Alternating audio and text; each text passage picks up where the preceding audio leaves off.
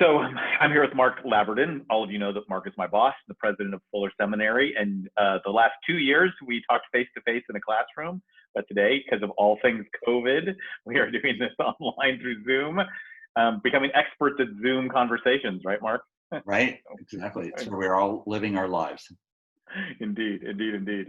So, Mark, you know that we have been having a conversation about the overlap, the integration of thinking about adaptive leadership and the capacity for people to be able to bring change that is needed to further the mission of God, and how that relates to formation or discipleship. And I thought, in your role, having been leading a significant transition and change for Fuller, how do you think about those notions of discipleship and formation, how people are formed for being able to change or resisted against it?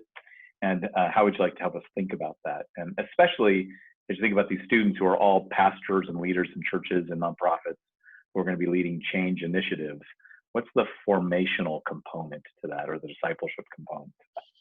Well, I remember when I was first reading the New Testament and not yet a Christian, how striking it was to me that to be a follower of Jesus was itself perhaps the biggest disruption that would ever happen in a person's life. And it was not a disruption for the sake of eternity, like I had heard some evangelists suggest. It was actually a disruption for how to really live in the world as a follower of Jesus. And as far as I could see from what I eventually read in the rest of the New Testament after I got through the Gospels, the story was a long story of how adaptive change was constantly occurring as the mission of God in the world unfolded. And we began with people who had no, quote, credentials for that mission, being fishermen and people of no formal education and no degrees and nothing that we would make anything of at this stage,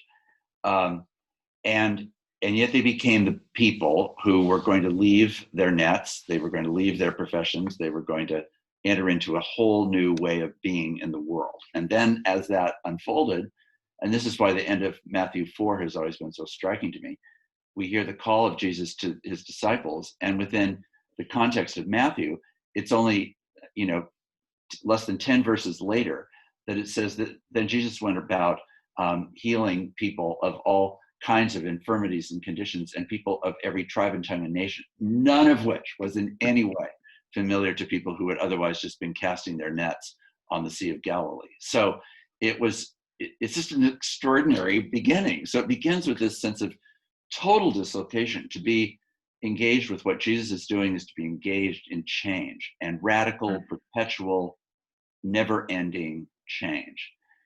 Now, that was the problem. So over the centuries, the church fairly quickly began to decide that what it needed to do was to institutionalize, and in the context of that, domesticate this disruptive gospel. And sadly, not the only reading that I have of ancient church history, but one of the readings I have of ancient church history is that it's a painful process of domesticating a gospel that was never meant to be domesticated.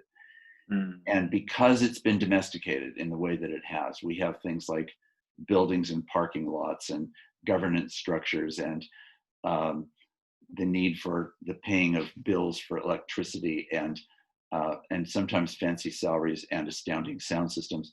And all of that is what I think of as thick church. And now in thick church, which is thick because of all of this ecclesiastical industrial complex that has been built, I would say, on the gospel.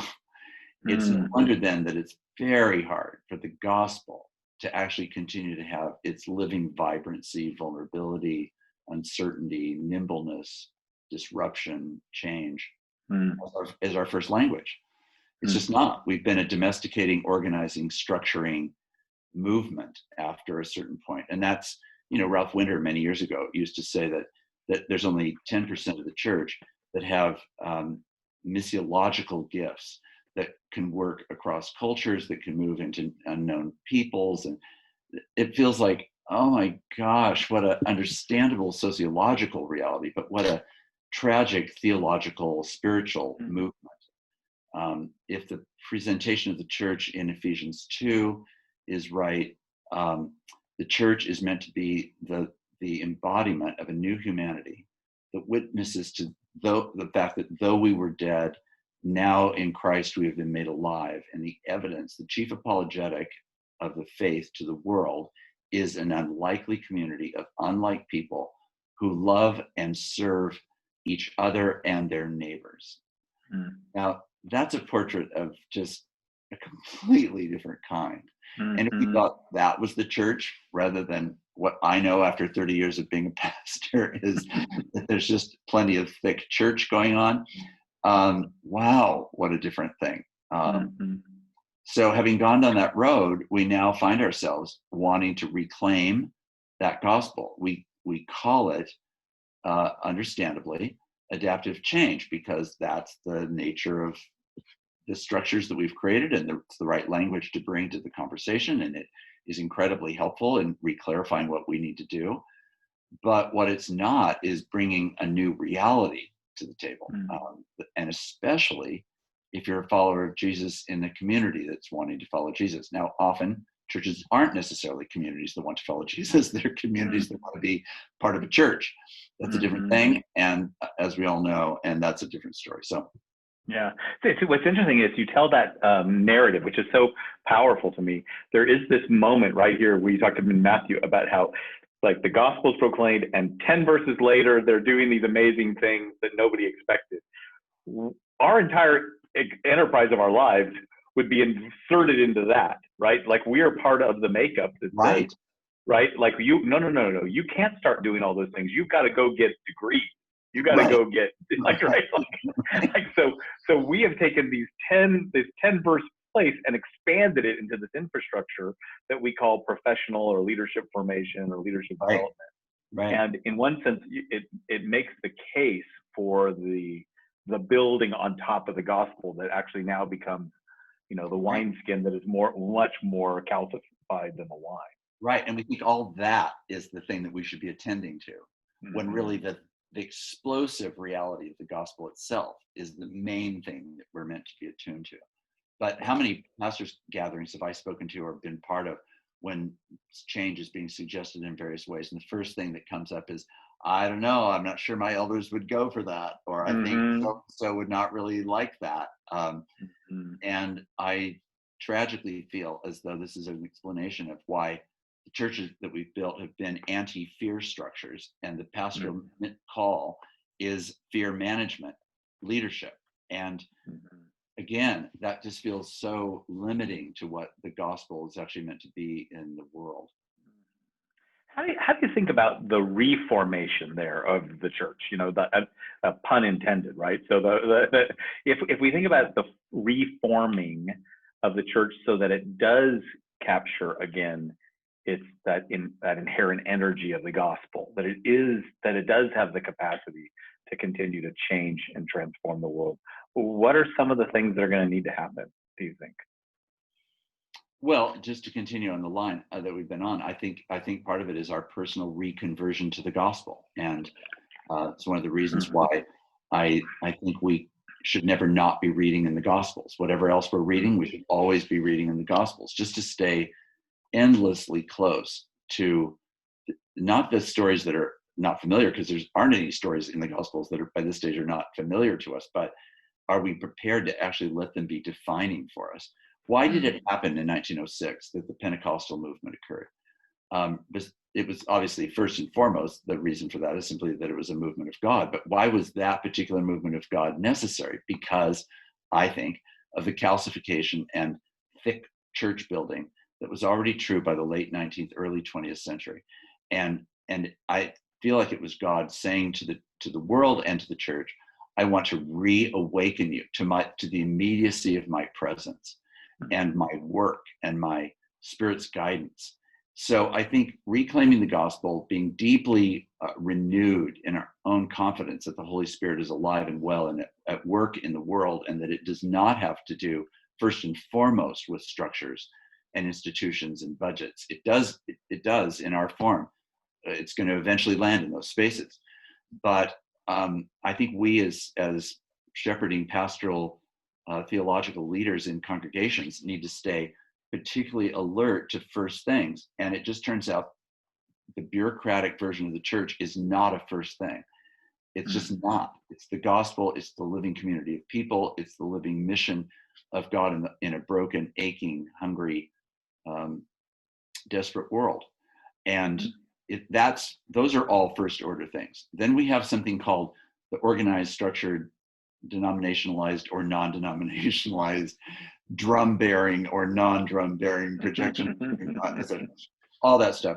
And then the church that grows out of our own ethnicity, our own historical tradition. All those things have their meaningful place. But they have their meaningful place because they are an array of the creativity of God. But it's not what the gospel is about. It's how the gospel has been housed.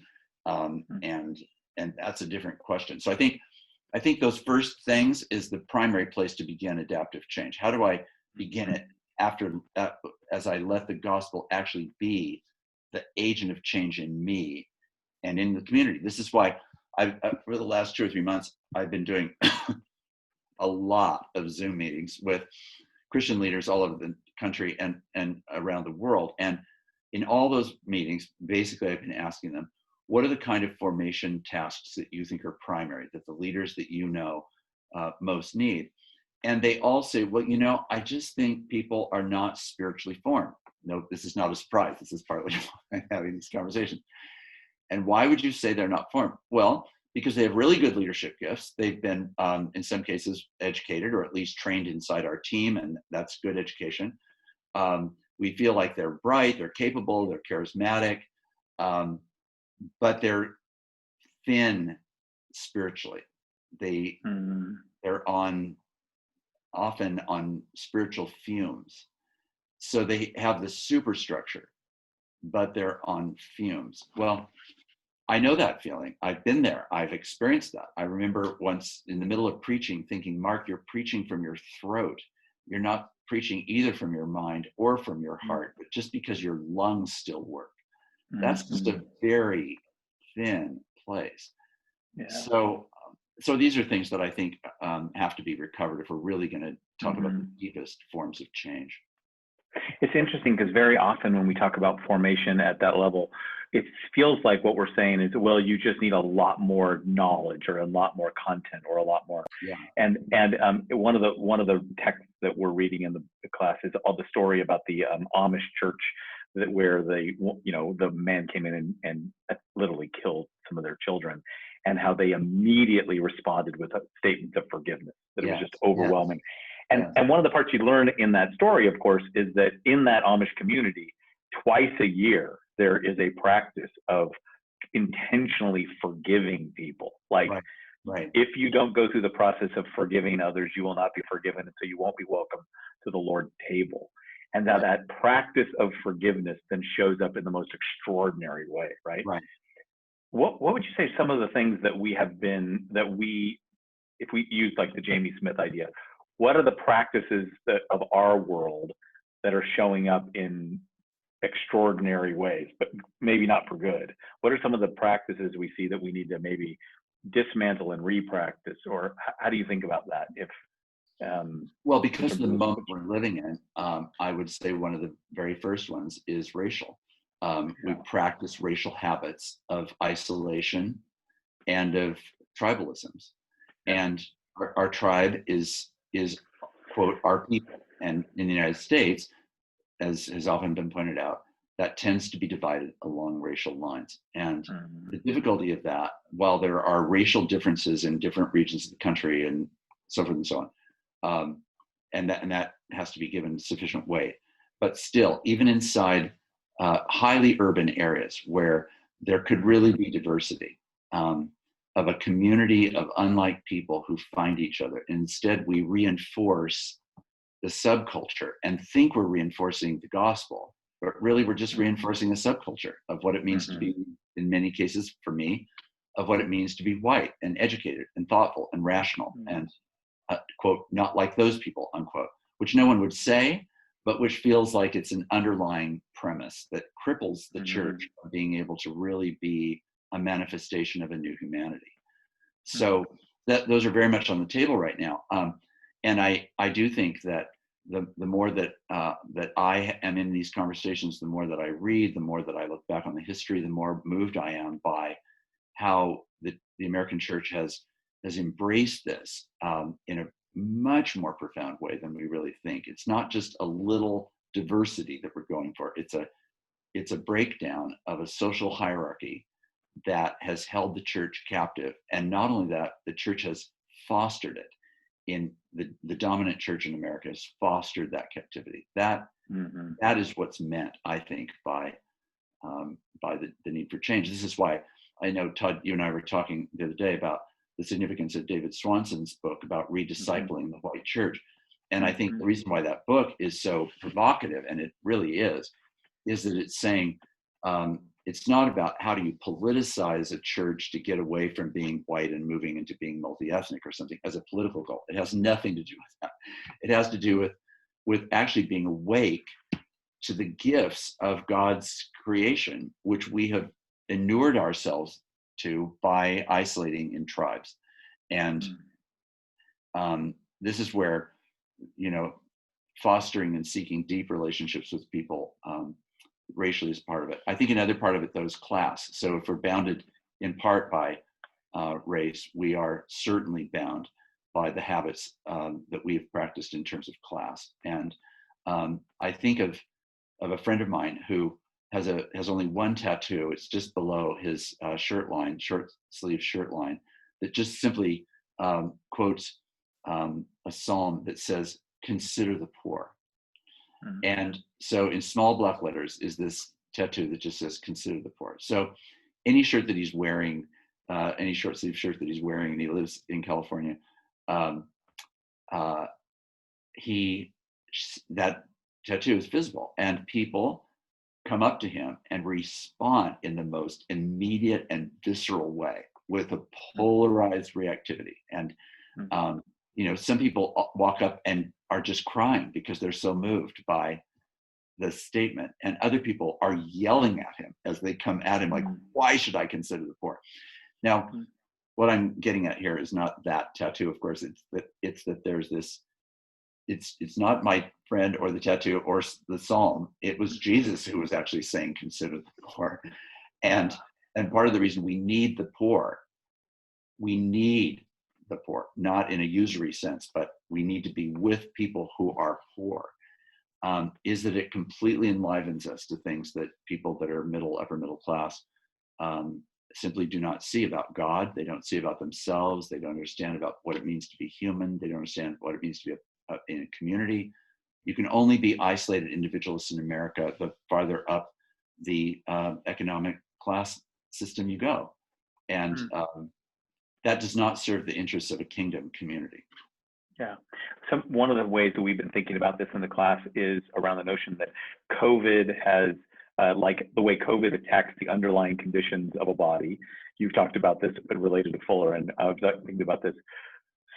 There are underlying conditions that make us much more prone to the frailty of this day that are being revealed by the day. You've just mentioned one, race. Are there, and we've talked a little bit about the notion of the institutionalization that has domesticated the church. Are there other underlying conditions that you see are being revealed either in institutions like Fuller or in the church, in the greater church, that we should be aware of? Well, I think one of the main ones that's related to all this is the culture of serving the individual. Now, this is where individualism is a very race-based and white-dominating assumption of a Northern European culture. That's not true of Southern European culture, and it's certainly not true of global cultures, right? Certainly many cultures around the world and in the United States are communal cultures in their fundamental setting.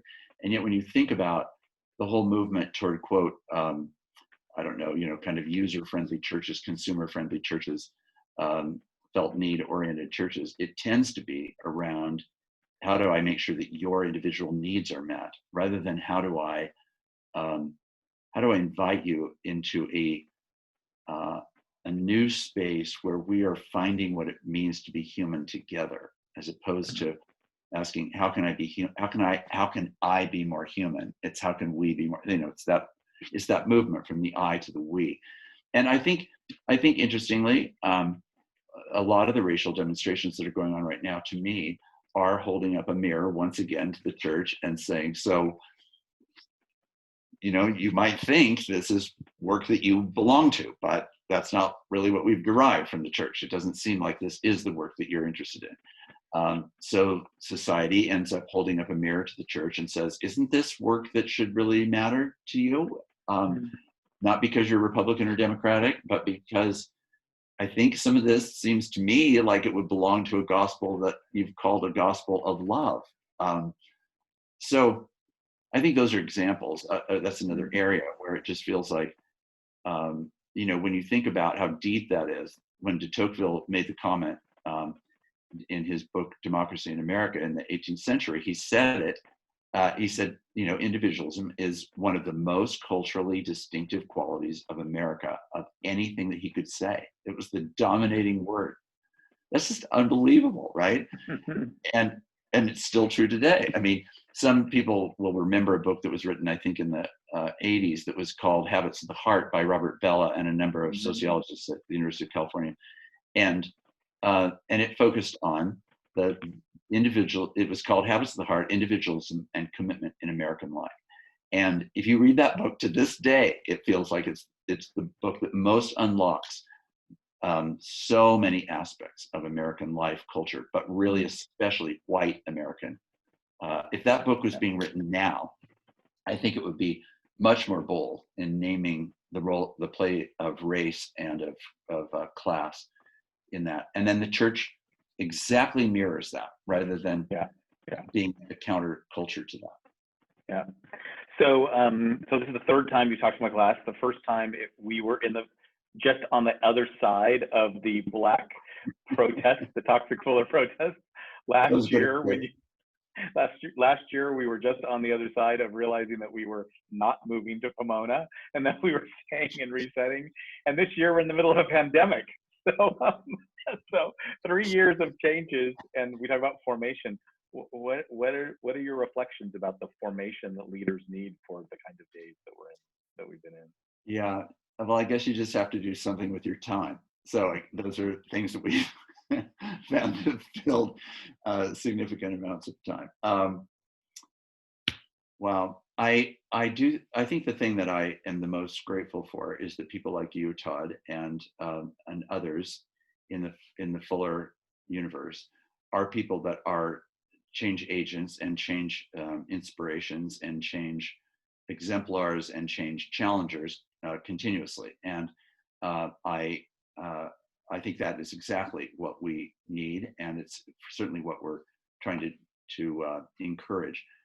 It is interesting right now as we are going through another evolutionary change at Fuller, which we're calling a move toward a design of something like a new model of Fuller going forward, is that it's clear that there will be people who will be on this journey and there will be people who won't be on this journey, because it's so clear, so utterly clear that we are moving in this way, that this is not a geographical location change, but a institutional culture and practice change. And that really the only people that would make sense or would want to be on this are people that are going to be willing to be energized parts of that conversation. So in a way, there's a sorting going on, not between the good and the bad at all. That's not my inference. It's just between people that are prepared to actually move and people that really are not prepared to move. And academic culture is not on a whole prepared to move. So it is a counterintuitive moment for many, both faculty, but also for administration, also for staff, also for students. So all of that has to change. So I think, first of all, it's just naming that reality and acknowledging that's where we are and that we're not having a debate really about whether we're going to do that. So I think that is a big piece. I think another big piece is then to figure out how do you do this, especially right now, in a way that I have been recently calling a non-incremental approach. Normal institutional change happens incrementally. And obviously we can't erase time, which is itself incremental to us, and other things, I get that. But in a certain way, it feels like a moment to say, let's select out, at the very least, the things around which we are not going to make incremental changes. We're going to make a few sets of really strategic, critical, and much more far-reaching decisions and actions that will bring about a larger long-term change to our trajectory. How will we do that? And what will that involve? And then comes in the collective role of the community as a whole and the individual roles of people with varied gifts who can contribute to that process of change. So I think the big thing is, do we understand that we're at a major pivot moment? I would just want to say to everybody in your class, it's a bigger, deeper, wider, longer pivot moment than I think any of us really grasp. And that you should lead out of that, not because we're soothsayers or claim a prophetic knowledge of the future that means that we are predictors of a future. That's not what I'm talking about. I'm just meaning there are certain storm systems that are in place that show evidence of deep, long-lasting vitality. So let's prepare ourselves for that world rather than for some other world. And then let's take advantage of the opportunity of this moment to rethink first things, to ask ourselves, what are those tiny first things, tiny number of first things that have to be controlling to our future? And then how do we own and practice that in a new way? And I think this is a great opportunity for that. And yes, it will be uncomfortable, but I actually believe that we have to let the shakedown cruise of it happen and not pretend that we're wanting to maintain a status quo for an illusion about what is the gospel or about what is a gospel community. And I think the gift, in part again, of the racial demonstrations and so forth, is in part a mirror that says, here is a problem that has lied at the core of especially the white North American church, in my view, for its history. And it's a complicated story. It can't be reduced to that little thimble that I just said in that sentence, but it is, even after it's sorted out, there is a lot of work to do. Let's not pretend that is not gospel work. It's not political and partisan work. It is gospel work. What is our identity as followers of Jesus? What is the most critical part of enacting that as a community? And then how do we make changes that are going to build that reality? I think that's true in Fuller. It's true of every congregation. It's true of every family. First order. It's a first order time. And other things have to just be allowed to fall away. Some of that's terribly painful.